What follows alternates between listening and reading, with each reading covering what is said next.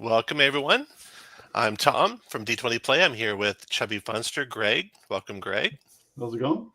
And I'm also here with David. David, you look like you're at the remote location. I'm at the remote location. Yeah. Lair in Michigan. Greg, where are you from? I was born in Chattanooga, which is right over the line, but I spent almost all of my life in Atlanta. Okay. But technically, I'm a Tennessean, but okay. Only for we were a few just years. talking. We were talking before the show started about our introduction to games. We were talking a little bit about ShadowDark, and we'll revisit that. But what was your first introduction to role-playing games? I went to this summer camp that was really heavy wilderness-focused summer camp. You didn't see your parents except for like two Sunday briefly things over a 6-week period. You were really on, like you were out doing stuff in the woods, and there were this group of kids that were playing some game, and I went over to check it out, and it was Rifts, and very quickly I met some guys who were into second edition D&D, and I started playing second edition D&D. But Rifts, I remember what even happened in the game. Like, this guy was using fire magic in a space setting, and there was all this crazy stuff going on. And I was like, wow, this is great. Let's learn more about what these guys are doing. That's cool. Then you went into second edition D&D. Did you find not ShadowDark? Did you find Dark Sun? As like in my 20s, I didn't really find Dark Sun at the time when it was released. Mm-hmm. It wasn't until after I had kind of gotten out of college and was at that time I like reading a lot more outside of the narrative. Like a lot of times, like when you get started in something, you stay within your lane for quite some time, and then you kind of hit like a tree period. You just branch out into all these different things, and that was when I found out about stuff like Dark Sun and Al-Qadim and stuff like that, which I mechanically have a lot of problems with second edition D&D, but in terms of soul and creative energy, it's just the best period for like all the experimentation and trying new things and just amazing level of creativity and innovation during that period. It bankrupted the company. They were so creative, going in every direction. Yeah, they're trying to make it up in volume, right? Yeah. Their losses.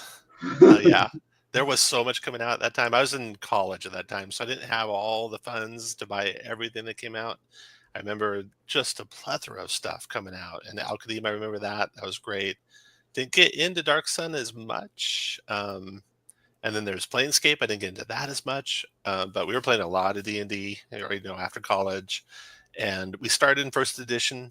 And so I have kind of a fond memory of the first edition rule set, the old school type of rules and such like that. And so I got in, and I've been playing every edition D&D since.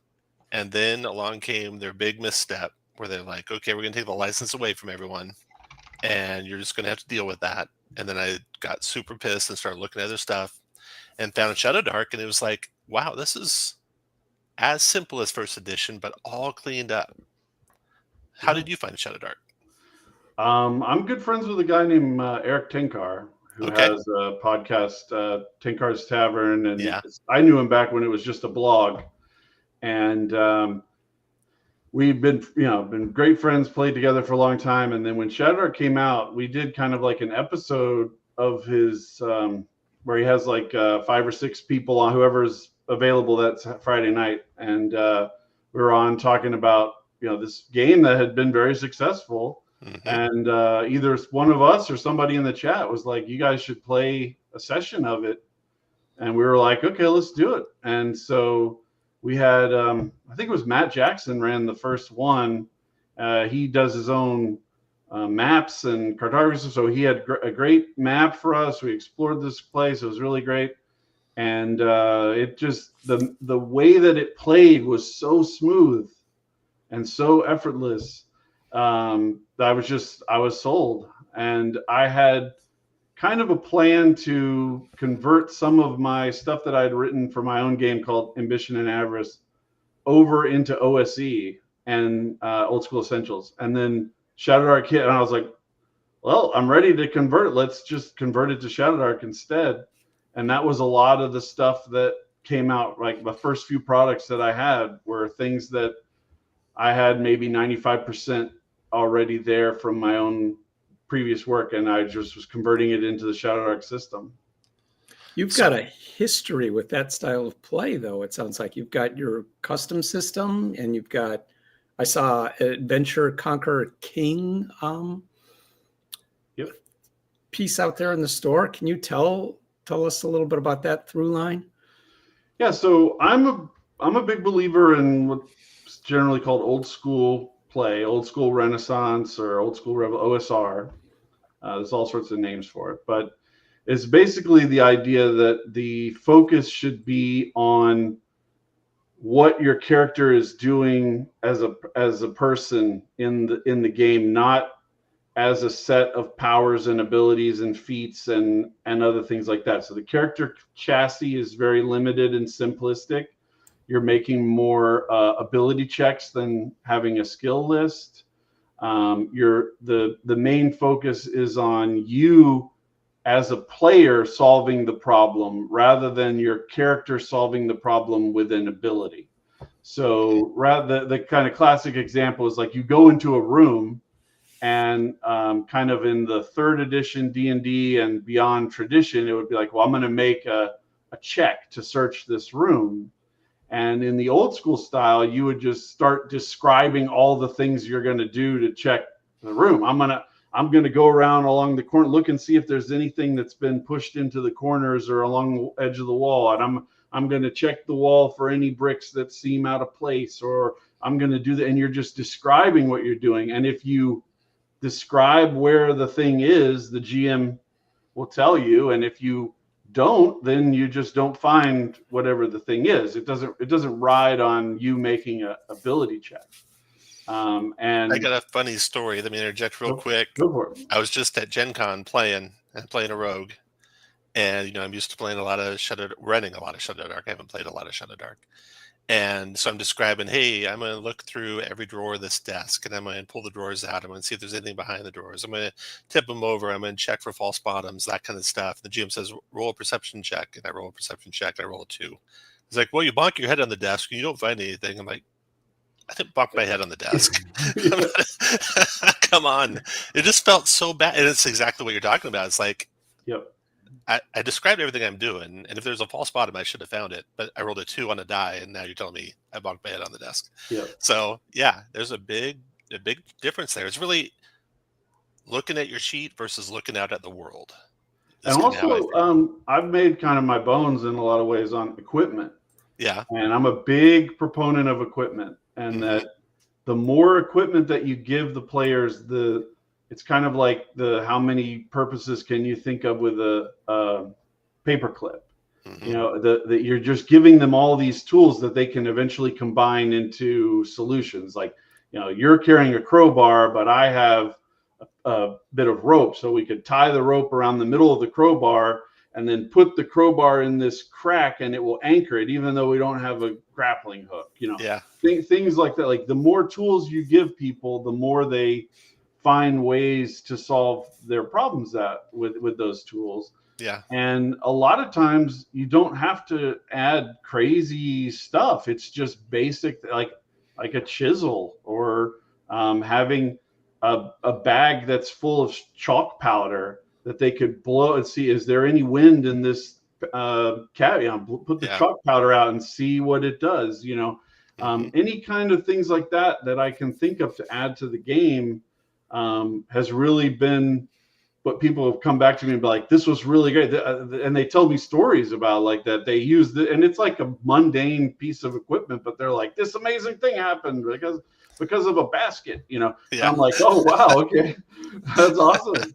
Do you have ways of encouraging that style of play from people who are, say, used to rolling to?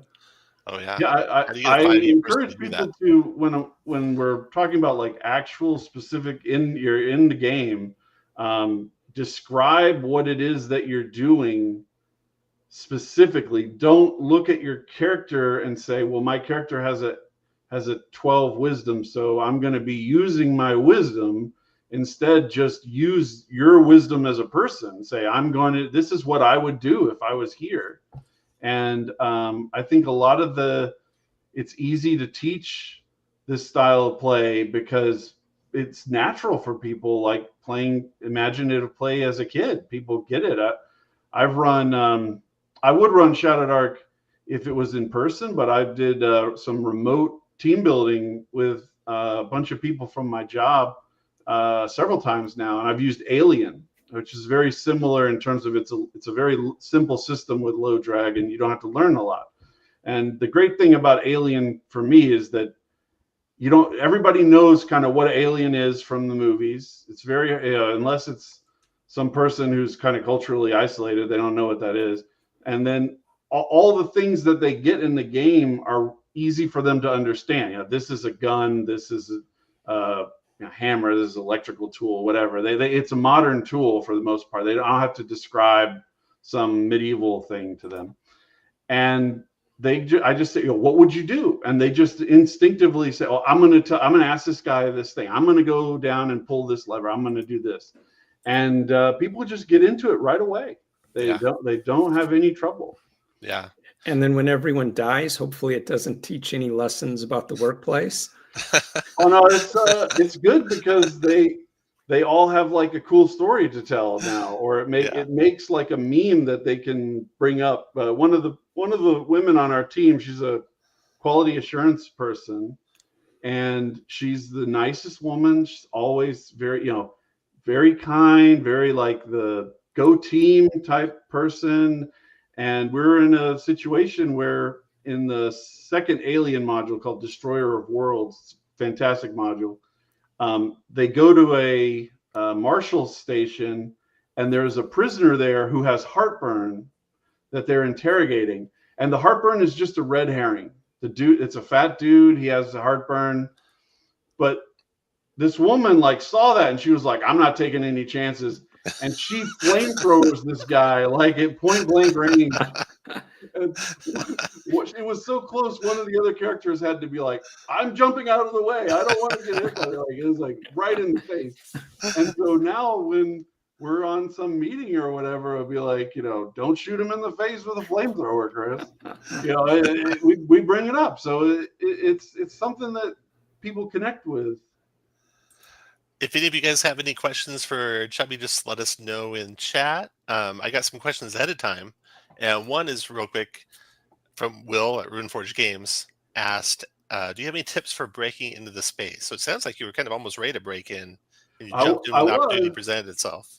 The main thing is just being, sounds cliche, but being a kind, easy to talk to person. Mm-hmm. There's so many people in the space that, because this is kind of like a natural filtering process, that in order to have the endurance to build up your own game and to work hard on it for a long period of time, you have to reject a lot of things, right?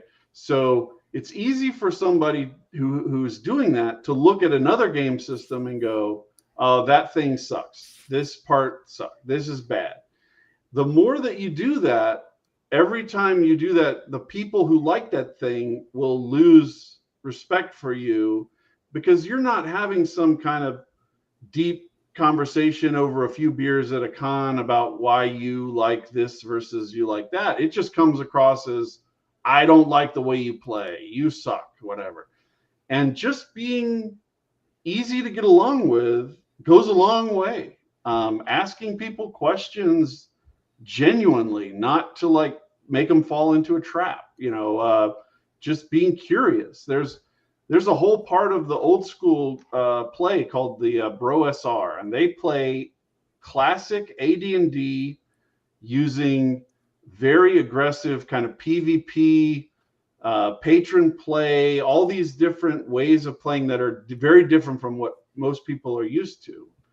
And I don't play that way, but I just ask them. I'm like, hey, how does it work like this in your game? Very, very non-judgmental. And they'll answer me honestly. And then they'll get in. I see huge fights between them and other people where neither side is willing to give it. So just being a genuine person, saying, I'm interested in how you play. Do you really like it for every game to be mostly tactical battle and not a lot of role playing? Do you really like to have like every session is all investigation like Cthulhu? Or do you like, why do you like that? How does that play out for you? Being genuine about it, people respect that. People are like, oh, and then when you do something, they are like, oh, I'll give that guy the benefit of the doubt because you gave them the benefit of the doubt. I think I see people all the time. It's almost like they're trying to lose customers to make people disinterested in their product, the way that they talk to other people. Yeah. And I think Kelsey's superpower is that she's making these checks with a +5 or +6, you know, and she's just really good at that aspect of it. And I'm an introverted person who has to remind myself, oh, you need to go back through and look at all those YouTube videos that you made and like reply when people say a nice thing about or review the product of mine or whatever. It's hard for me to even remember. Like I'm not. But Kelsey is just so outgoing, so open, so positive all the time. It's a great intoxicating to people. People just get drawn in by that kind of behavior. Yeah. And I feel like you're a really good ambassador too. You're really reaching out there and talking to everyone who asks to talk to you, talking to me, even though I'm not really necessarily directly in that space, but really attracted to that space and interested in the things that's happening there. I think there's always something to learn Yeah. from anything. I'm doing a Kickstarter right now where it's a vampire OSR game that's based on ShadowDark's chassis. And a lot of people come to it with a negative and they're like, I've never even played Vampire. Yeah, there you go, ShadowCity. And I say to people, like, if you've never played Vampire, there's certain things that you just are like denying yourself knowledge of that could be useful to the way you come up with something when you're playing D&D. I mean, like just useful ways of thinking about stuff, useful ideas, having checks work a particular way in this situation versus that situation. Like, would you want to do board game design and only play like Monopoly and never try out any German board game designs or never try out any of the new innovative card games or whatever it is? Like, I try to play as many games as possible. It helps you. I've taken ideas from video games and adapted them in a particular way that works at the table. And so somebody who's like, I've never played Skyrim, I'm like, you are missing out, man. Holy crap. Yeah. There's so much to learn from other games, from other genres. And I really encourage, when I was in graduate school, I was in political economy, and there was somebody who was just regular political science, and they were talking to a professor about their plan to go to Washington, D.C. to be an intern for the summer. And they said something like, I just really want to learn a lot about the American system. And this guy was the international law expert, that was his field. And he goes, if you really want to learn about the United States, spend your summer in Japan. And all the things that you just assumed were natural or normal, you'll be like, oh, that's what it means to be in the United States. It works like this. I think that's a very important way of figuring things out, is to put yourself in a situation where you're not comfortable, perfect, every rule, everything, and just learn from other people the way they do things. Yeah. Very useful. Got another question, and I see Will is in the chat. Welcome, Will. Simon has a question here. A little off topic, but we need to know, pineapple on a pizza, yes or no? I used to be very militant about this, that pineapple was not allowed. Yeah. But I like pineapple and I like pizza. Yeah. I also like peanut butter, but I don't put it on pizza. But my son really likes pineapple on pizza, so I've had to kind of make an exception. Yeah. He just yelled from downstairs, pineapple belongs on pizza. So, I want to come back to your Kickstarter. Kind of go into a little bit more detail about what's in it, what's involved in it, and stuff. But let's talk a little bit about your initial works in ShadowDark. What was the first ShadowDark product you came out with? Probably expanded equipment.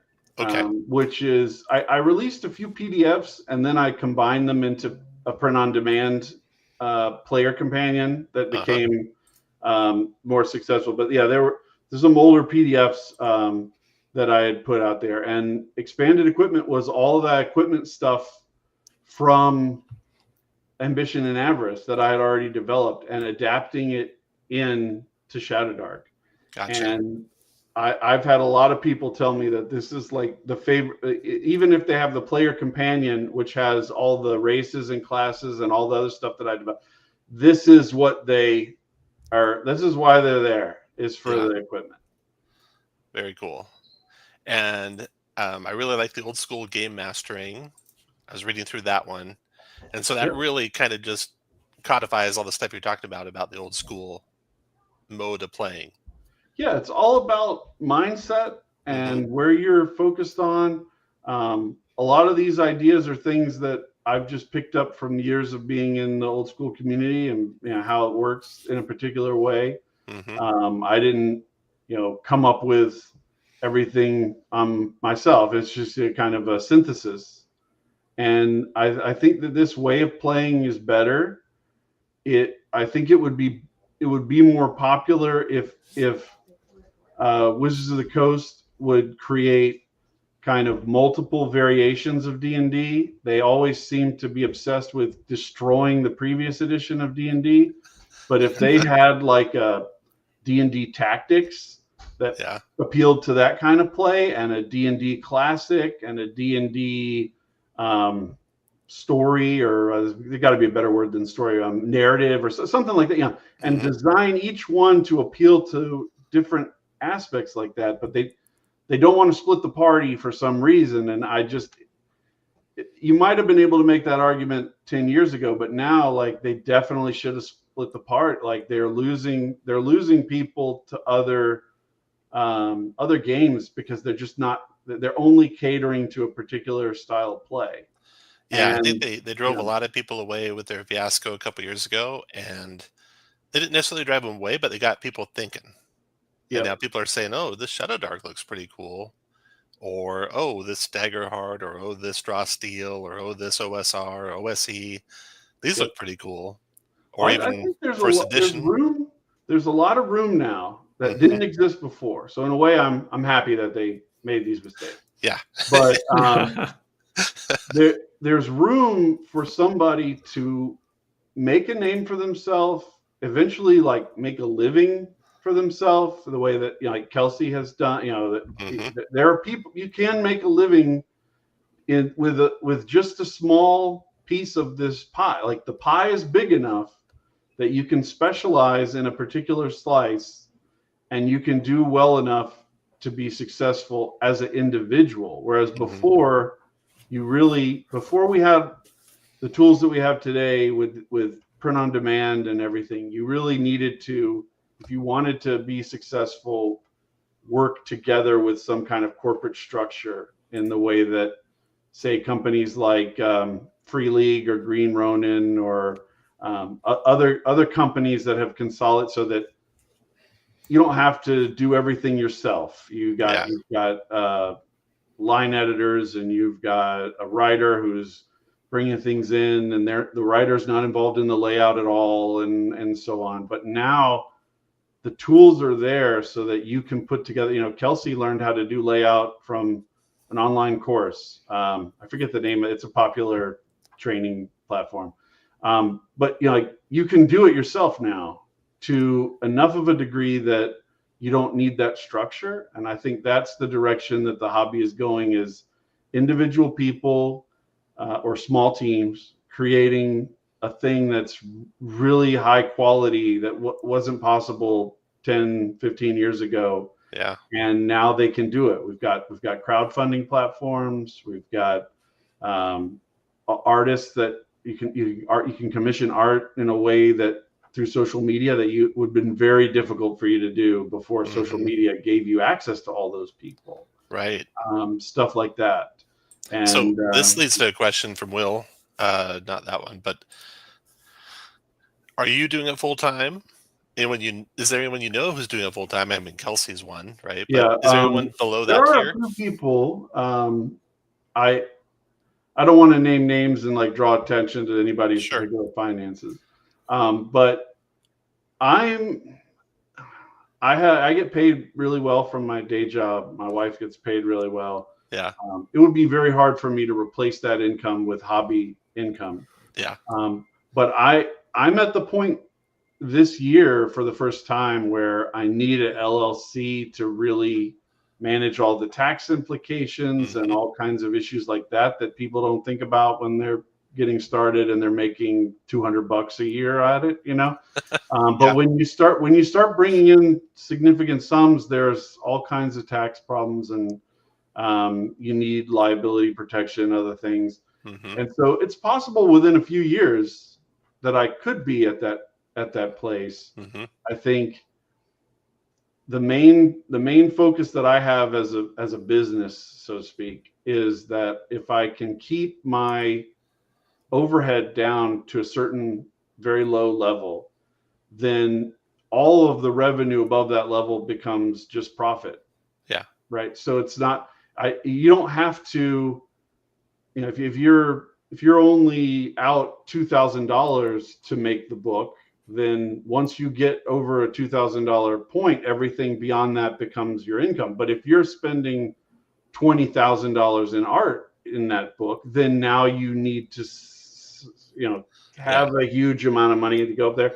And the bigger those numbers get, when people, you know, the tales of Kickstarters that failed is people failing to anticipate what their profit margin would be if all of the stretch goals get hit, and they have to produce all of these maps and stickers and minis and dice and whatever it is that they're committed to doing, that they've never done before. In some cases, you know, don't have any experience doing, can't price. Those are the kind of things. And I've mentioned Eric Tenkar earlier. He made his bones in the hobby for doing analysis of failed Kickstarters. So being his friend, like, I'm very cautious about, like, oh man, this can go bad really quick.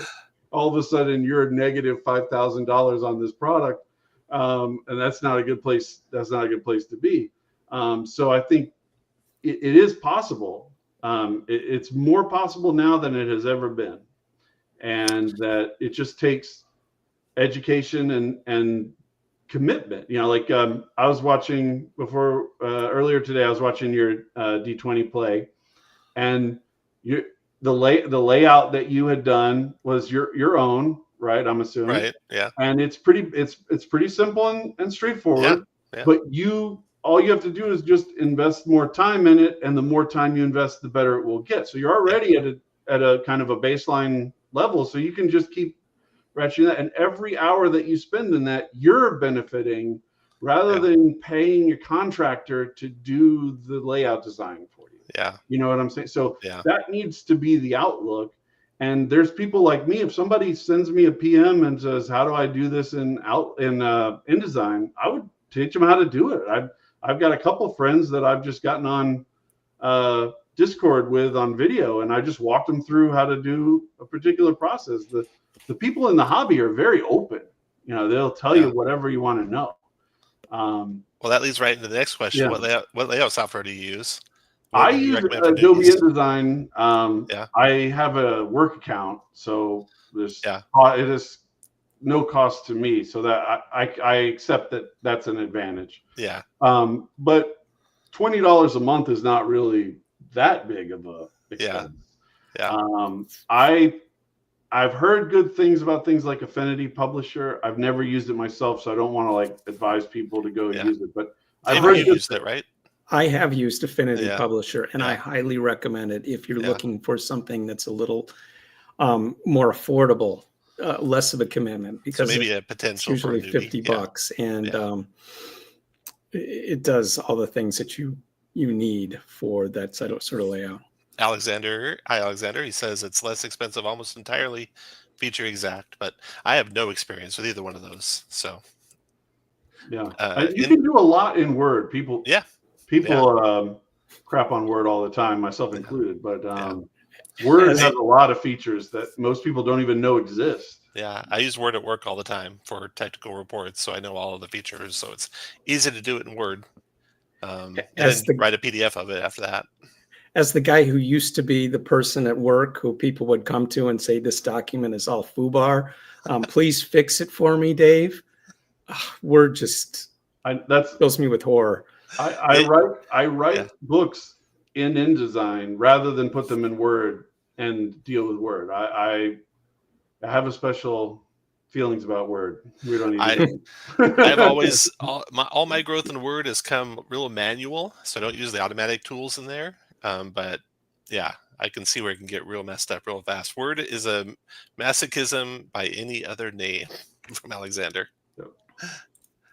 One more question from Will. Let's see here. His was okay. So you've done a lot of products, and you're doing a Kickstarter now.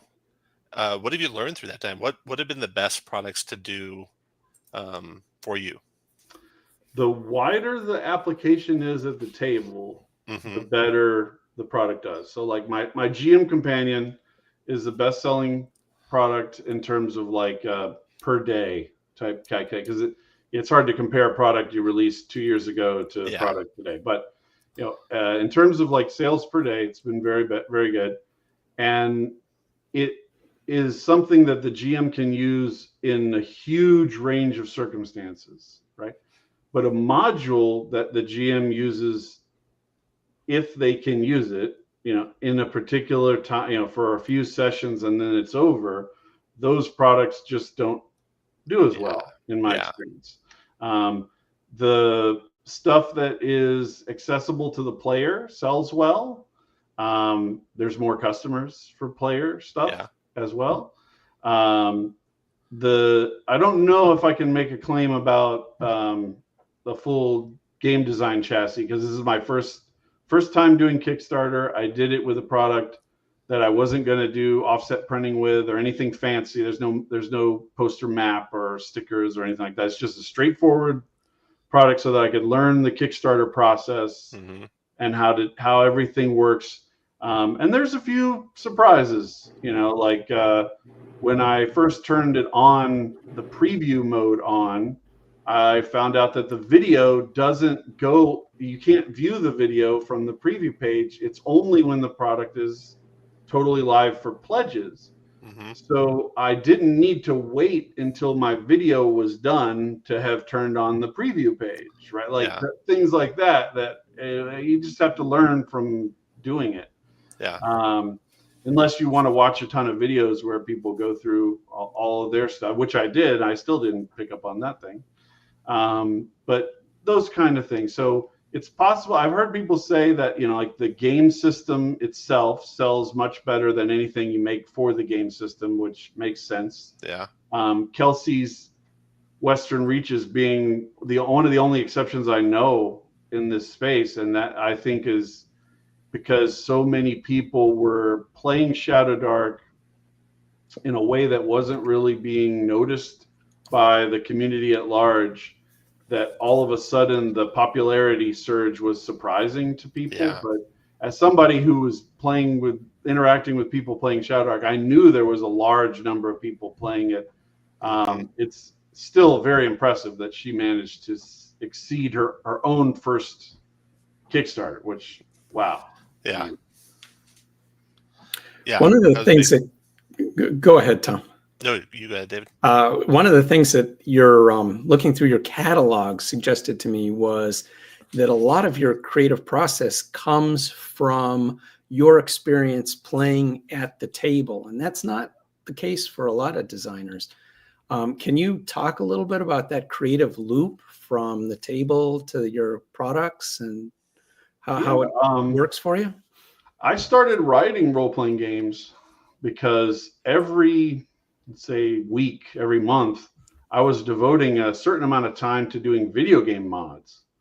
And I said, if I'm going to be doing this a lot anyway, then I should at least do it in a way that I can control, that I have power over, because video games get old and people move on and so on. And I just constantly have this stream of thoughts every day. I make notes on my phone because I just have them when I'm sitting around, you know. Mm-hmm. And a lot of it comes from watching other people play or playing myself and seeing a new way of doing the particular thing. And coming out, and one of the things I've been running right now is Gods of the Forbidden North, which is from Rob Alderman. It's an OSE module, but we're running it with Ambition and Avarice, my game system. My players wanted to see if it would work good instead of OSE, so I didn't even ask for it. I was surprised. I was like, "You guys really want to play that?" And they were like, "Yes, that's what we want to play." So I was like, "Okay." So we started running that, and you know, it's running a product that you're not the writer of. You see all kinds of things that you didn't notice when you were playing your own stuff. There's things that Rob does that, like, he has at the end of the dungeons chapter, he has a list of everything that could possibly give you experience within that dungeon. So you can, at the end, you can kind of do an account, like, did I give them everything that they should have gotten? He has all kinds of things in the way that he designs a dungeon and the way that he does the overland play that I've picked up and gone, oh, this is really, really interesting. And there's a lot of stuff you can't learn through reading a product. Mm-hmm. For instance, in Gods of the Forbidden North, there's basically 3 towns on the surface. There's a huge Underdark section I don't need to get into, but on the surface, there's 3 towns. And the distance between those towns was not arbitrary. And I know that because when you start moving parties, you realize that, okay, it takes this, if you have a full day of travel, you would get this far on the road. And then the next day you would get this far on the road. And you notice that you end up, like, they end up camping next to a place where the adjacent hex has some thing that is going on. Yeah. Where you can't see that the designer built things like that into the experience unless you run it. You know, that's the only way you can, or they mention it on a live stream. But there's so many decisions that a designer makes that they don't even realize is a unique thing that they're doing. It seems natural to them. Oh, when I do this, I make this decision, and you won't see that until you run it. They don't even know to tell you. Yeah. Yeah. I'm looking at your game right now. Got up on the screen, got the table of contents on the screen. The Ambition and Avarice kind of focus is that all of the characters are not really heroes. They're mm-hmm. people that don't belong really in the society, that don't fit in, like a conjurer or a cultist. Yeah. And like the cultist has if they capture a humanoid, they can sacrifice them to their god and get a potion from the blood that they collect that will heal them. Right? Nice. So they're pushing their religion in a way that will cause big problems for the people in town. Right. Yeah. But it has big benefits for them. Right. The shaman and the witch are not also religious figures that don't fit in with townsfolk, right? So things like that. So there's a reason why I've always felt like if you're going out into a dungeon, you kind of need to have something in it for you to do it. Like the idea that you're just going to altruistically be going out and clearing these dungeons. And gold kind of fits that bill, but I tried to build in as many things as possible for why this person would want these things. You know, the conjurer can create little imps to serve them. So they're interested in like acquiring locations that they could like have the imps run a little laboratory for them and manage, you know, things like that. So try to get, you know, a different way of playing than playing with your paladin and your cleric who go in and clear the dungeon for God. Yeah, You know? that's real interesting take on it. Brad says I need to take a peek at Ambition Avarice. Yeah, definitely. Check Brad's channel. He has been doing a solo play of one of my modules, Terra Invictus for ShadowDark. Yeah. And it's like on episode 40, 43 or something. Wow. He has been going through all this stuff, and he's had a great time. It's really awesome to see somebody play your own thing through 43 episodes. You're like, holy Yeah. crap, like this is great. So yeah, check out Brad's channel for sure. That's cool. That's cool. Simon has a question. If you could have in real life any generic magic item from any game, what would it be? Or what was your favorite generic magic item you've ever created for any game? Well, I've always been what's the best superpower invisibility person, Of course. And so any kind of ring of invisibility, that's my jam. Mm-hmm. I have a tendency to play stealth archers. I'm a sneaky person. That's kind of my thing. So it very likely would be a ring of invisibility. Yeah. But in terms of as a game designer, my favorite magic items are ones that cause all kinds of unintentional consequences. Yeah. When the players do it, I love beads, like the bead of like. When you throw it and it breaks, it makes 12,000 gallons of water or something like that. I love items like that, putting them out there and tempting people to use them. Summon demons inside this circle. It'll work out great. I like that kind of thing. Yeah. Let's take a look at this one here. You said this is one of your best ones, your highest per month sales. And it's interesting to me that it's a GM companion instead of a player companion. But I guess if you think about it, GMs spend more, and you've created something that works for them for anything they do, not just one adventure they do. I've had a lot of people tell me they use it outside of ShadowDark. They use it with Old School Essentials. They use it with a couple guys use it with AD&D, just running it regular. They've told me. The basic premise of the book is that I go through every kind of table that is in the GM section or later in ShadowDark and try to build it out in as many ways as possible. So like there's but carousing is even one that isn't even in the GM section, but I've created 3 alternate versions of carousing where you can, one of them is kind of for the priest, one of them is for the wizard, one of them is for the fighter. And it gives them a way of not being a hopeless drunk. They can do something that would be more appropriate for their character. So that kind of thing. Like, so carousing is great. Keep the carousing table, but like I add all these so that you can even have a pious fighter who wants to do this instead of spend the night or 2 or 3 nights drinking in the tavern based on his money, but like actually get something out of it. Yeah. I find the majority of the players that I run games for, they love the downtime carousing, and adding more options for it like this, really good idea. I've heard you describe it in these terms even as a gameplay loop. I talk about it constantly as a gameplay loop, that carousing is one of the kind of secret sauce elements of ShadowDark, in that it makes it so there's a tendency for players to hoard things. Yep.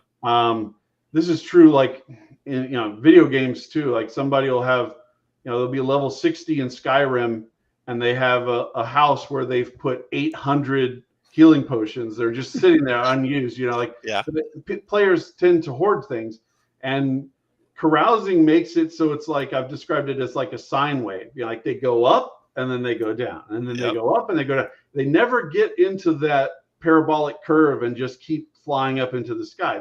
They're always spending I've never even had a party get up above 600 gold or something. Like they'll get 100 gold, they'll spend it on carousing. They get 300 gold, they'll spend it on carousing. As soon as the money comes in, it's gone. Yeah. And because XP is more valuable to them than the gold. That's what it is. So they want the XP from the carousing. So it keeps them poor by dangling XP in front of them constantly. So they're pouring all their money into this chance of getting more XP.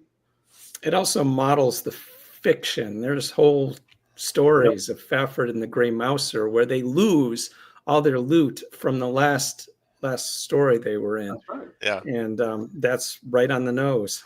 And there's the adventures that One start. ring that has the fellowship phase, right, where they spend all of the treasures that they accumulated in the previous adventure or whatever, and then at the end of the fellowship phase, a new thing starts up. So they're wiped out. I think that's a good pattern. Yeah. And you got Conan and the Tower of the Elephant starting in a tavern. A lot of good adventures. I have seen his wheels of cheese, man. I told one of my kids about, I forget what it was, about accumulating, and then they ended up they were holding like 2,000 apples or pumpkins or something, and they chose drop all instead of put it into the chest or whatever, and like the whole house just like filled up with pumpkins because they had dropped 2,000 pumpkins on the ground instead of put it up in the box. That is such a thing. Yeah. And what's so funny is carousing and downtime was there in 5th edition, but it just was never given the spotlight. After I read it in ShadowDark, I'm like, this is fantastic. And I went back and here it is in the DMG for 5th edition, but it was never, because that was never that style of gameplay. That's right. The adventures were, hey, go on this epic quest that you're going to, complete this full story we wrote for you. You're not going to have time to do any of the carousing downtime stuff. And so that's why, big difference there. Simon says, Conan and the Mask for Ruby he steals from the temple, then massive party time. Yeah. All right. What else you want to highlight in this document? You got the different carousing stuff. Yeah, so I use hazards as a kind of my go-to example. So in ShadowDark, there's a hazard table, but it could be anything. So like you could be in the Arctic and roll up quicksand, and it might not. You have to adapt. So I there's one in the world above and there's one in the world below. Yeah, so I made a hazard table for every terrain, and all of them fit whatever that terrain is. So you're not going to roll it out. And this is like, you could use all this stuff in you could use it in 5th edition system. You could use it in OSC. You could use it in anything. Yeah. You could use this in Alien if they were on like a frost planet thing and roll it up, so it's just been, I didn't come up with this idea of having the 2 dice being rolled simultaneously and creating the columns and everything. The thing that I feel like I add to ShadowDark is coming up with a bigger table, more tables, more options for the thing. And people really, they like that, they want to build it out. I think the best way to add variability to the game is to give tools that the GM can use in a second, rather than some extensive volume where the GM is having to look up all of these. I could have written 2 paragraphs on what an unstable slope is, but the GM can figure that out. He doesn't need me to provide that. They need me to provide all the little idea nuggets that they can pick up in 2 seconds rolling a 2d6. Yeah. And that's where I feel is my sweet spot. Let's look at your Kickstarter now. So ShadowCity, Blood and Neon. Tell us about this Kickstarter. And what's new in this book and novel in this book that people should go out and grab this thing? So I started writing this book when I was finishing up the GM Companion. And I realized that the way that Kelsey generated districts in towns for ShadowDark could be used to make a metropolis. And I said, holy crap, this solves, because I had wanted to do an OSR vampire thing for a long time. And I had 2 or 3 different versions that I had kind of started building ideas for and then abandoned. I have them in my graveyard folder. But this solution was the way to go. And I was like, this is it. So you roll the dice like on the table and then draw the neighborhoods of the city around the dice. And then the number on the dice tells you what kind of neighborhood it is, whether residential, industrial, harbor, big park like Central Park, whatever. And you build it all out like that. And then I used a similar system to the way that she does dungeons, to building out a whole high rise or a huge park or something like that as a site to explore. So I use a node mapping system where the kind of backbone of the nodes controls your flow. So there might be an open lobby or an elevator or a narrow passage or something. And then out of that, you build all these branches for all of the rooms that you need. And because it's a node map, it doesn't have to be exact. It could be first floor, 8th floor, 12th floor. It doesn't have to be perfect. You can just be like, there is nothing on the 7th and 9th floors. You care about what's on the 8th floor. And I wanted both of those systems to be flexible and simple enough that you could draw them on a piece of paper the way that we draw dungeons on graph paper. You don't need to have some fancy map that you put up on Roll20 or whatever. You can just draw it yourself. And that's the thing that I've gotten the most, like, I'm looking forward to this aspect of the game from people as I've pitched it. And the architecture of the character design is very similar to ShadowDark. You have a bloodline, which works kind of like your ancestry, and you have a class that's what you're kind of doing with your life in terms of skills and abilities. And there's a lot of ideas from Vampire the Masquerade. Like, one of the ideas in Vampire is that you have a set of people that are your touchstones, the people that you still remember from your life before you were a vampire. And they, over time, you replace them with people who you've come to like or admire, whatever, like the kid that you want to see graduate high school, the old lady that you're trying to keep the gang members from harassing, whatever it is. And that these people provide your grounding into the world. So I have similar ideas like that in there.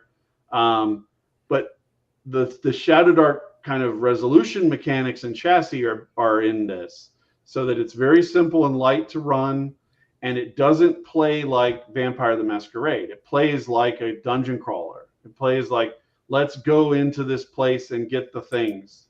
I hesitate to compare it to a video game, because until I kind of had this system, really the only kind of two ways of comparing it was that there's vampire video games which run like D&D, and then there's Vampire the Masquerade, which plays almost like a LARP. It's very like political and emotional and social. And I was like, I want it to play where it's action, it's adventure. And so I built it in like that, and it runs really fast and light. It's great. It plays like ShadowDark. You can just sit down and be doing cool stuff in a second. That's cool. Real quick, Brad just commented, I just realized, so I'm listening to you, Tom. I've watched you play through the Scarlet Minotaur a couple times, and I think he even commented, it's exactly how I'd like to play and/or GM. Thank you very much, Brad. Brad, you'd be surprised, that's my biggest video on my whole channel. I've got like 700 videos, and the first game of ShadowDark I ever ran is the biggest video on my whole channel. I think David was in that game, and I think we were amazed. I mean, if you watch that video and go to the very end of it, there's some real candid conversation we're having about how the game went and how it felt. And I should put a link to that directly, but it's really, I was about to say, clip it. Yeah, it's really, I mean, we were just wowed by it, I think. So thank you, Brad. Thank you very much. Yang says, good evening. Good evening. Okay, so back to the design for for making it. Definitely see in the character sheet the ShadowDark legacy. But you make a character in just a few minutes, just like ShadowDark, and the focus is on controlling the physical space of the city. The more you control of the neighborhoods, the more you get kind of like a free blood tax every night. So you want to maximize that because that's less time you have to spend. Just like the ShadowDark torch timer effect, there's a huge amount of pressure on you from a time perspective constantly.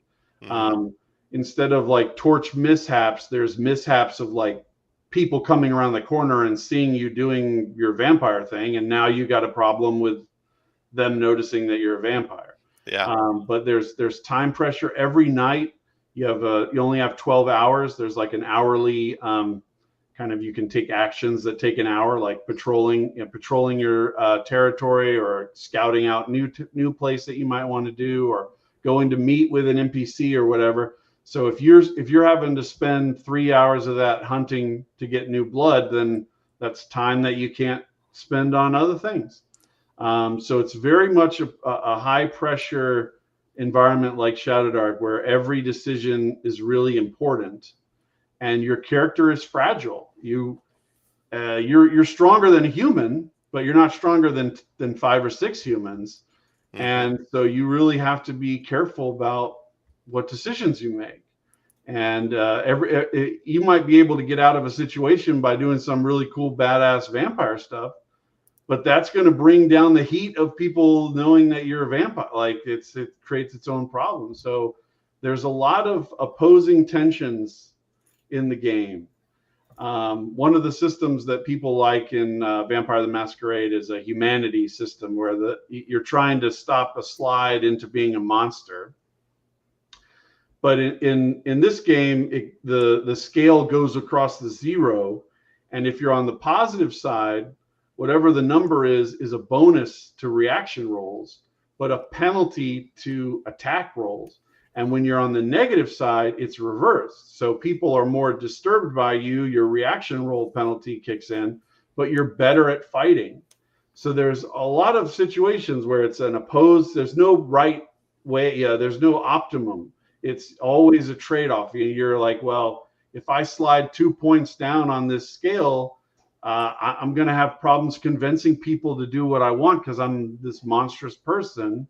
But I will be able to fight a lot better than somebody else. So there's always that, what's the right way to be? It's very difficult to decide. How many levels is it? It's the same kind of thing. It could go up to 10, up to 10, okay. Like ShadowDark. And there's no kind of spell casting component that gets tied to level like that. So you're really, when you're leveling up, you're gaining kind of physical durability. Like you gain only like 1 hit point, but you gain more blood points. So the blood helps you heal damage. So you're gaining a lot more physical durability as you get up in level, and you're unlocking more disciplines, which are just talents structure from ShadowDark. So you're gaining more really cool abilities as you get better as a vampire. But even that 10th level vampire, if you hit them with a semi-truck at full speed, like they're going to be just as toast as the 1st level vampire, just like in ShadowDark. Like you're being a 7th level ShadowDark player, your character is no guarantee you're going to survive. You're still very scared of getting killed. So yeah, it plays out like that, and the NPC vampires in the city are trying to control the same territory as you. So it may be better for you to have strength in numbers rather than in individual power. Sounds really cool. David, did you ever play any Vampire? I did not. I've never played Vampire either. So this makes me want to go check out, although I might enjoy this a lot better than I'd enjoy Vampire the Masquerade, I'm sure. I imagine. Part of the hardest thing about pitching this is people come with all these preconceptions about Vampire. And I try to use a framework of like, think about the Forgotten Realms. You can play the Forgotten Realms with the most simple character design possible. you can play the Forgotten Realms with the most convoluted, complex, second edition D&D, like really, really highly detailed resolution system. That doesn't change Forgotten Realms. It just changes how you interact with it. And there's a lot of people, I think, that like the vampire setting, but they don't like the game. Right. And so I'm trying to say, like, think of this as like, if you only knew Forgotten Realms from playing 4th edition D&D, then you're missing out on a lot of Forgotten Realms. Like, you could play it in all sorts of different ways, and this is going to be a very different gameplay experience than playing it with Vampire the Masquerade. That's very cool. So everyone check out Shadow City, or I'm sorry, Shadow City Blood and Neon. Blood and Neon. That's cool. Well, Greg, thanks so much for coming on. Thank you for having me. Yeah. You're welcome to stick around. I'm going to talk a little bit about Gen Con. I know you're curious about if you ever want to go to a big convention. Yeah. And Gen Con's the big convention, that's for sure. So I just got back from that. If anyone has any questions in the chat, let me know. Just want to share a picture here.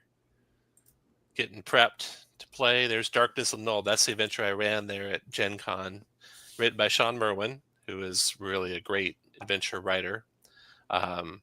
In the Adventure League format, so I don't know if you've ever played at Adventure Leagues, anyone in the chat, I find the adventures to be kind of overwritten, and I mean, that's the style they have to use, so they have to write them that way. I like a real simplified adventure, I think, when I run stuff, and these aren't that. But Darkness and Null was great for a convention setting. Good question there, Yang. What was your favorite you played at Gen Con? My favorite was running this. I get a lot of enjoyment out of DMing. I get a lot of enjoyment also out of DMing in the same adventure multiple times, because you get to see how different groups do it. And there's a lot of variety in, the ideas they come up with, how they accomplish the goals, how they outsmart the NPCs. And it's a lot of fun to watch how that goes. And I had a couple of younger groups too, like a father with a couple children. Although often you'll find when that happens, the kids know how to play better than the father knows how to play. And these two certainly knew how to play really well. They were in high school, and one was just starting college, so they weren't kids. And so, running Darkness and Null, it was a really good convention adventure. And what I mean by that is it was pretty straightforward. There wasn't like a lot of finding the adventure, which I always hate that in a convention setting where it's like, I know there's an adventure here somewhere. I'd like to start it. I'd like to not be rummaging around investigating stuff for 2 hours before we start it. And so unfortunately I played some other adventures that were those style adventures. I didn't like those as much. They can be good if the DM has really prepped the heck out of them. Because what's super important with the investigation adventure is that the DM conveys the information your actions would find. And if they forget some clues that you should have exposed by what you did, then it can be like, well, what do we do next? And then the DM has to lead you by the hand, as opposed to you finding, and that feels bad, of course, right? And so that can happen when you don't have time to prep. And that's what those ones kind of felt like. So I didn't like those as much. These were other Greyhawk adventures that they were some other Greyhawk adventures, yeah. And they were investigations. Yeah, investigations. Any investigation adventure, I don't like in a convention setting. I mean, you got to be a really good DM, really prepped, know all the clues. You got to kind of play it old school, I think, too. It's got to be like if the party does something, they should find what they do. You don't have them roll for it, right? Hey, I'm searching this wall for a secret door. Okay, you find it. Not, hey, I'm searching this wall for a secret door. Roll perception. Oh, you rolled a 2. You don't find anything. Okay, is the adventure over then? Because we have to get through that secret door. So that could be annoying. That's that was exactly my thought process from earlier. Yeah. Simon, you arrive at the door of the dungeon, dark and foreboding. Do you enter? Yeah, I do. Yeah. So we got to play the Battle of Emerity Meadows, which of course is old legendary Greyhawk stuff. It was a battle interactive. It wasn't super Temple of Elemental Greyhawk-y feeling to it. And so I didn't have all the best experience playing, unfortunately. see here. I got some good pictures. Oh, the highlight had dinner at St. Elmo's. Let me find that picture. St. Elmo's Steakhouse, if you've ever been there, is just really great steakhouse. And I love going there every time we go to Gen Con. Got a picture of it here. New tab. Share that one instead. So we had dinner there with Andrew was there, who's a pretty prolific writer for a lot of Adventure League stuff. And James Introcaso was there from Draw Steel. And they had just released Draw Steel. And James is just a great ambassador. He's kind of like a Kelsey, kind of like a Chubby Funster. A real good ambassador for their product line. Great guy. Real personable. Real engaging. He said hi, David. He was sorry you weren't able to make it. And they had the community manager was there for MCDM, and he was a really cool guy.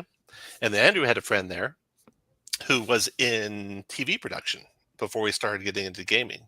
So he had stories about working on the Expanse TV series. Cool. So that was really cool. And Will was there. Will Tramp was there, who has written a lot of stuff, kind of freelance stuff. And so overall, it was a really good night, St. Elmo's. And let's see, the convention was packed. And I guess it's been packed for a couple years now. You can hardly walk around the dealer hall. So you got to pick your times when you're going to walk around the dealer hall. And I hit it real good timing, I think on Friday, where it was like almost closing time. And so it started to empty out. And I was able to go through like half the dealer hall and see stuff, as opposed to normally it'd take me 3 or 4 hours to do the same amount of coverage. So great convention. Can I ask you a question? Yeah, go ahead. So one of the things that I struggle with when I'm in like a dealer hall situation is that I don't have enough time to run all the stuff that I'm interested in. How do you make the decision about like, I'm gonna, I have limited amount of space to pack this book. I have limited amount of, like, what is kind of the thing that you're like, these are the things I would really buy at a convention versus I'll order this when I get home. Right.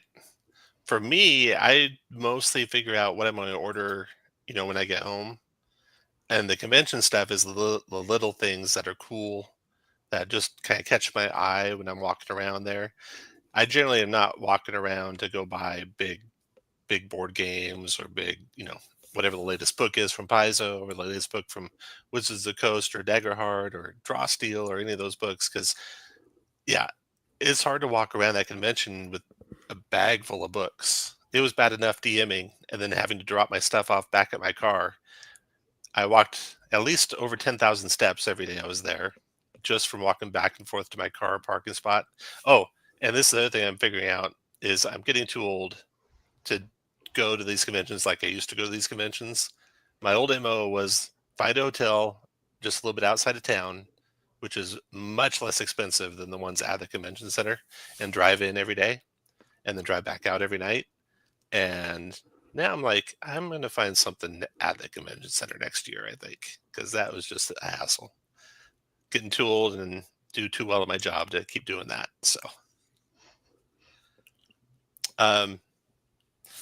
Brad says, because I play most of what I found, there are times that I have to revert back to skill checks to find secret doors, traps, etc. But I do think it's great for group play. Oh, yeah. So I was talking about the games that I was playing there. And it's funny, we recently ran Lost Caverns of Sojkamp that David played in.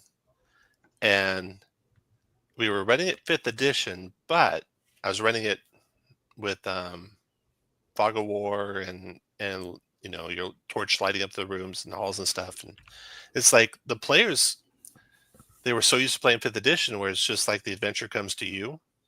You don't have to do anything necessarily. You're just going to get the next encounter. It's going to come. Where they were getting lost in the caverns and couldn't find the central hub. And finally it's like, well, what would you do? I asked them. If you were there, if that was you, and you kept getting lost in these caverns, what would you do? And then finally, they start thinking outside the character sheet, and it's like, oh, well, we'll mark a mark on the wall, and we'll make sure we know where we've been, and we'll put all the symbols on the stuff. It's like when you can get people to come out of the sheet, the gaming gets a lot better, I think. And that was a good illustration of that for sure. The adventure really came to life when we started resorting to the old school techniques of putting chalk marks on the wall to show where we've been and all that kind of stuff. Yeah, it was added to the fun, actually. Yeah, you get this dichotomy of people that like, oh, it's too boring. It's like, well, I don't have all these cool character powers, and I just don't find that as a player. I like giving people like a bag of dirt, a bag of rocks, chalk, something that's sticky, things like that. Because if they have that on their sheet, they'll be like, "What am I going to do with this bag of dirt?" And then they'll be like, "Oh, I could pour the dirt out on the floor in this room. We know we were over this way." And so, it helps to just give them like technically worthless items, a jar of jelly. It's not a high value treasure. Yeah, that's a really good tip for pulling people out of the 5th edition mindset. And Dagger Hearts this way, Draw Steels this way, 5th edition D&D's this way. It's like, hey, I got all these cool named powers. That's what I have to do. As opposed to, hey, I know how to swing a sword and I have a bag of dirt. Now what am I going to do? And the equipment's totally abstracted, so you've got a kit for your character instead of is that way. Yeah. Gosh, they barely even make a nod to it in Daggerheart that you have equipment. You have a rope, I think. They assume that's like it. There's not all that nuance that was in the good old days. You go back and look at the 1st edition player's handbook, and I highly recommend people buy that if they don't have it. And then go back at the back of it and read the section where Gary's instructing how to form up your adventuring party, how to plan out your expedition into the dungeon, how to make sure you can get in and out of the dungeon. Don't get sidetracked by quests you're not there for. Finish the quest you're doing and come back out. And this is super important in ShadowDark. How to make sure you're distributing the equipment through the party. You don't need 5 grappling hooks. So who's carrying the grappling hook? Who's carrying maybe 100 feet of rope? You don't need 250 feet of rope. And then you can kind of, because ShadowDark is so hard on how many slots you have to carry stuff, right? You really need to do that type of planning, and that just doesn't exist in 5th edition. Players just don't think that way. I set up in Discord for games, before we run a game, a channel where the players can like have those kind of discussions if they want. Almost never do. Almost never have that kind of a discussion. They all come with a grappling hook. They all come with 50 feet of rope. And there's not a distribution. To be fair, I don't have enough other extra equipment, so I need to add your extra equipment, Greg. So they have other things to bring. Yeah. I mean, just things like I mentioned a basket earlier. So you have a basket. It gives you 2 gear slots, but you have to use your hand to hold the basket. So you can't carry a shield. You can't use a 2-handed weapon, like bow and arrow, whatever. You can't do anything like that. And so then they'll be like, okay, well, I'm going to put this stuff in the basket, and then when there's a fight, I'm going to drop it. And then if they forget to pick the basket back up, then they get 200 feet down the thing, and they're like, well, I'm going to grab my thing that's in the basket, and I'll be like, you didn't pick the basket back up. And then they're like, oh my god, it's because who here has not forgotten that they were supposed to bring the thing with them? Left it on the counter, left it whatever. Like, how many times does that happen? So hey, you use it. At GenCon, I forgot my battle mat. I set it down next to a booth I was taking pictures of and walked away. And I was about 100 feet away. I'm like, oh shit, I hope that battle mat's still there. Had to walk back and grab it. So yeah, all the time. So GenCon. So I drove in. I might not be driving it anymore. I also might start flying. I'm flying to GameHoleCon, David. So I'm not driving that drive. My kids live on the way though, so I got to visit them. So that was cool. They're both in college now. So I drove in on Wednesday. Don't want to go to will call ever. You always want to make sure you get your tickets mailed to you on Gen Con. But will call line was around the building. So I came back the next morning at like 7 a.m. and got in the will call line and got my tickets right away. So that was good. Then the first day, I DM'd Darkness and Nulb. I did that Thursday morning, Friday morning, Saturday morning. And then I started playing in various games. Another thing I learned is don't schedule the late night games anymore. I'm too old for that. So how old is the late night game for you? They go to 11 p.m. Okay. But then if you're off site, you got to drive off site. So you're not home until midnight. Then your next game in the morning, you have to get up at 6 a.m. to get back. So it's a combination of being off site with the late night. That might be not as bad. And they had all the D&D games this year at Lucas Oil Stadium instead of the main convention hall. So that was a hike. At least 15 minutes from the convention hall to Lucas Oil Stadium. That's why I got 10,000 steps each day. And Paizo still has the Sagamore Ballroom by the looks of it. And that's prime real estate. That is the best place. Let me share that picture. See if it'll gain focus. This is Paizo's room. Yeah, the Sagamore Ballroom. D&D lost that. I think they made a mistake one year and didn't renew their sign up for it. Or maybe it was something to do with 4th edition tanking. And they didn't have enough players. This was the 4th edition era when when it felt like Pathfinder was exceeding the popularity of D&D. Yeah. And it did exceed sales for a little bit, right? Not according to insiders. Okay. But it never quite did sure seemed like it when you'd visit the Sagamore Ballroom. Yeah. And then you'd go down to the roped off corner of the exhibit hall with the cacophony and people trying to play D&D over it. If I had been a Wizards of the Coast executive at that time and saw that comparison, so bad. I would have rehired the whole 4th edition team just to fire them again. Yeah. So the Sagamore Ballroom is a really great location. I've heard rumors that the reason that they're doing this, or the reason they took the Lucas Oil Stadium, is because it's a temporary thing, and they want to get into the hotel that's being built. So there's a hotel being built right on the premises, or right next to the convention center now. I have a picture of it here. So this hotel, the Signia by Hilton, is right down the street from the convention center where the old food trucks used to be. And so it's a brand new hotel, supposed to open up in 2026. I don't know if it'll be in time or not. And they might be getting that location, which would be a much better location and might be comparable to the Sagamore Ballroom. We'll see. Sounds like a good place for the older gamer. Yeah, that's where I'll be. He doesn't want to walk. Yeah. And my wife's like, I'm not driving there, and I'm not staying at a hotel off-site. So if you ever want me to go. She's open to going, though, huh? She would go. Well, she wants to hang out and eat and, not play a lot of games, I don't think. Fair enough. Yeah. And she's not big into 4 hours of D&D at a time. Yeah. And your kids have moved on. They're not interested in. Yeah. Kids have moved on. Okay. Yeah. I've offered to run games for them over and over. Do your kids still play with you, Chubby? Oh, yeah. My son is, he's running his own games now, which is good. That's cool. Because when they come to you and they're like, will you run this? Will you run this? Will you run this? Like, oh God, that's a lot. Yeah. But he runs ShadowDark, OSC, and Walking Dead now. That's cool. And he has some friends that he's been running it with, and I play with them sometimes.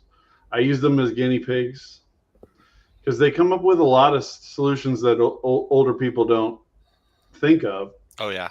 I had one of them. I wasn't even running. I was just listening. I was walking through the room, and my son had said that there was a guy had a big cut on his arm, and so he took a piece of meat that he had and tied it to the wound with string. See, now an older person would never think of that.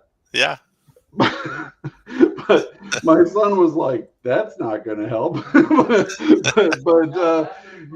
it was an interesting theory, you know. Yeah. Is your youngest still playing, David? Oh yeah. Yeah. That's plays regularly when she's got the chance, and plays some really unusual stuff in still addition Rollmaster? To the D&D. Played a little Rollmaster, played that Tactiquest, which is some kind of diceless tactical role-playing game that I've never heard of before. Yeah, I never heard of that. Yeah, so certainly open to trying different things. I think she was reading all the latest print editions of the vampire games, but couldn't recruit anybody to run a game for on that one. Yeah. Here's the starter set, D&D starter set. They were running that at the convention. I didn't drop in a game of it. I'm definitely going to run this when it comes out just to compare, because I just ran Keep on the Borderlands using the d20play RPG, but which is like ShadowDarkish or OSR or OSE style, and it felt real appropriately old school and appropriately felt like an adventure in a dungeon and I like adventures that are locations, as opposed to adventures that are stories that, hey, there's this scene 1 and then scene 2 and then scene 3 and the party just kind of rolls along. I like the party to be in control, decide how they're going to infiltrate a location, how they're going to get out of a location, what they're going to do while they're there, what factions they're going to play off against each other, that kind of stuff. And so that was fun to run.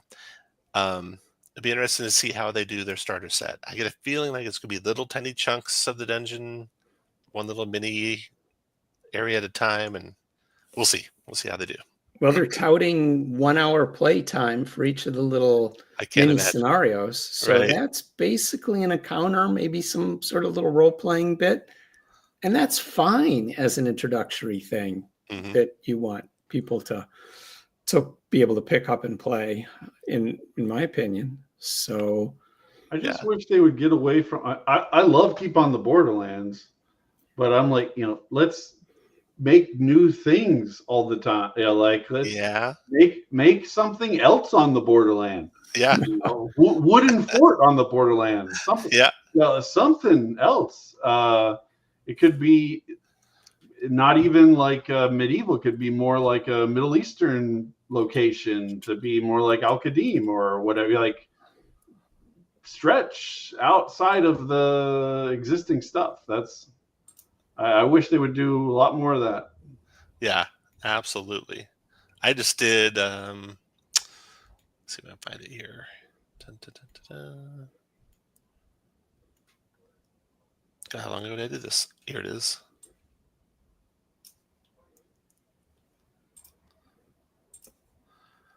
So my first D20 play RPG, Tombs on the Borderlands, was just a real small 4-hour location, using maps by Dyson and colored by Heroic Maps. So that's up on DriveThruRPG. So if you guys want to find that, you can play that one.